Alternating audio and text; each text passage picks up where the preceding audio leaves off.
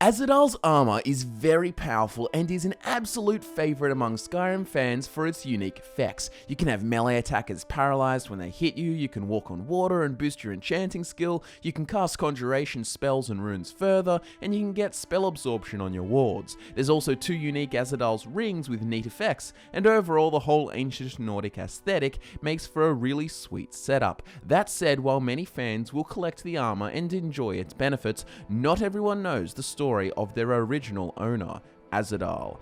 What's going on, ladies and gentlemen? My name is Scott and welcome to FudgeMuppet. Today I'm going to be telling you the story of Azhidal, a classic tale of striving for perfection with ruthless ambition that ends up self-destructive. But like many tales of those who achieve great power, there are often humble beginnings.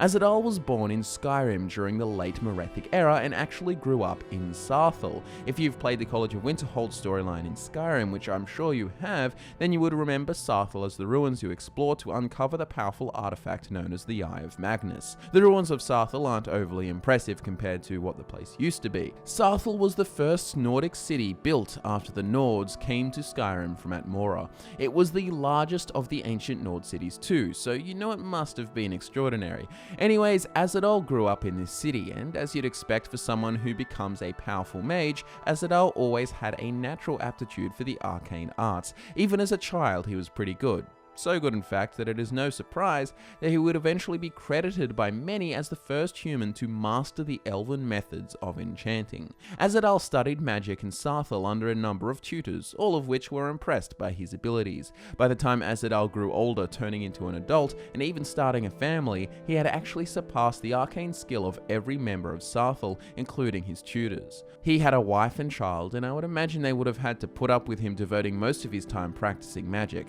I say this because Ahzidal has become extremely ambitious by this stage and was hyper curious about what else there was to learn. Because of this, Ahzidal turned to the elves, who were obviously more magically advanced than the Nordic citizens of Sarthal, especially in the Merethic era. So Ahzidal goes off to study with the elves, leaving his child and wife back at home. This may sound cruel, and it kind of is, but all he cared about at this stage was learning more. We do know that at the very least he didn't just abandon them, leaving them behind permanently. Ahzidal did in fact return, however what he found is what really turned him into Ahzidal.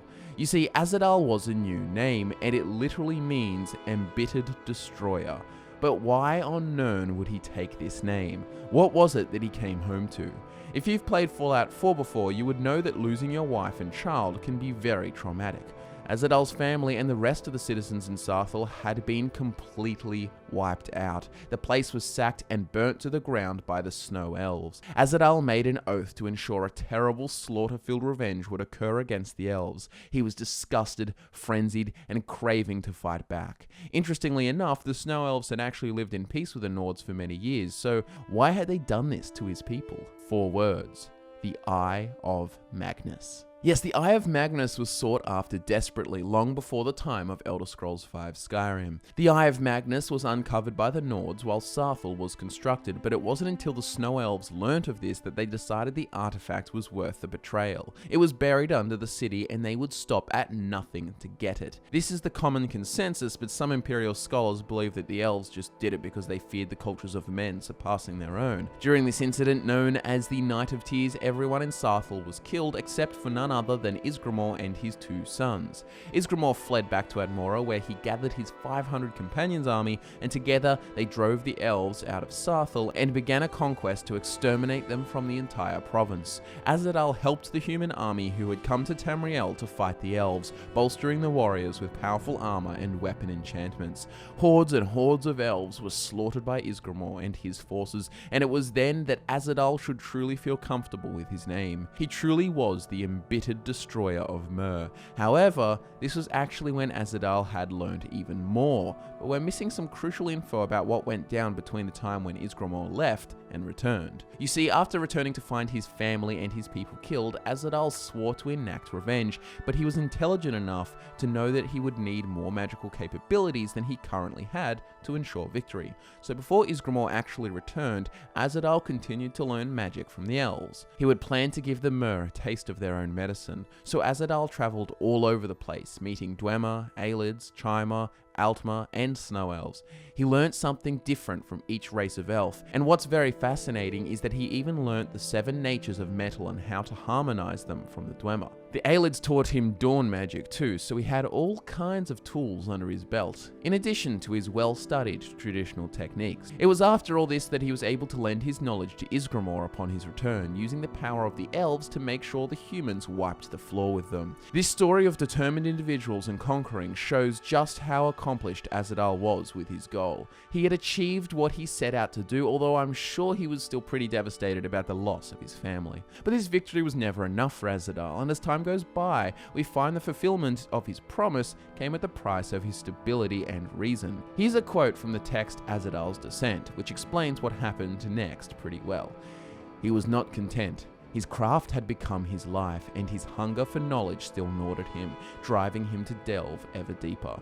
At long last, he exhausted the lore of the elves, but it was not enough. He sought the secrets of the dragon runes, and won for himself a seat amongst their high priests, but it was not enough, and at length he turned his gaze to the plains of Oblivion, and found there both power and madness. So Ahzidal was a lusty one, almost as lusty as an Argonian maid. He wanted knowledge more than the air he breathed, and obviously wasn't satisfied with basic magic from men and Mer. So as the text explained, he then sought out the power of dragons. From here he found his way into the order of dragon priests. He gained power from the priests, but eventually they kicked him out of the order as he turned mad due to also seeking further power by uncovering the secrets of Oblivion and the Daedric princes. He was successful here yet again, although he ended up becoming a servant of the Daedric prince Hermaeus Mora and the first dragonborn we all know and love, Miraak. Ahzidal fled to Solstheim with Miraak, and by this stage he had truly lost himself in his own obsession with perfection. He wanted to know everything, but now he was owned by Daedra. He became known as one of the Acolyte priests, among them being Dukan and Sakrisos, who you can also uncover and battle in the Dragonborn DLC. If you really think about it, while Ahzidal became super powerful, he really screwed things up in terms of becoming a servant. Maybe he didn't care because he got the knowledge he wanted, but consider this. Even Miraak, who we all know is really strong, has spent huge amounts of time in Apocrypha trying to gather enough knowledge to free himself from Hermaeus Mora's grasp. What kind of chance would Ahzidal have? Who can know? Eventually, Ahzidal was sealed away with Kolbjorn Barrow on Solstheim with the last of his relics. It is said that the dragon cult did this to him when they also defeated Miraak at the time. People are divided on this final point, but what we know for sure is Ahzidal was sealed away, seemingly forever, but by the time of Skyrim, you can find him while helping Rallus Sedaris excavate the ruins. When you read Rallus's notes, it gets creepy though.